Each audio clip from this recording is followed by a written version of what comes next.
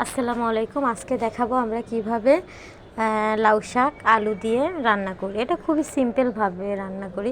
লাউ শাক আমরা অনেকভাবে রান্না করি, চিংড়ি মাছ দিয়ে করি, শুধু রান্না করি। আজকে দেখাবো শুধু আলু দিয়ে লাউ শাক আমরা কিভাবে রান্না করি। তো এই তো লাউ শাক ধোয়া শেষ। এখন হচ্ছে যে এর মধ্যে কাঁচামরিচ, পেঁয়াজ, হলুদ, রসুন, তেল সব দিয়ে মাখতেছে। এরপরে মাখা শেষে চুলায় বসায় দিবে।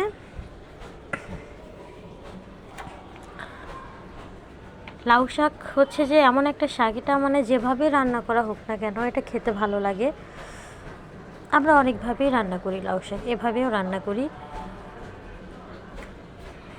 এটা খুবই ইজি একটা ওয়ে লাউ শাক রান্না করার। আলু দিয়ে লাউ শাক।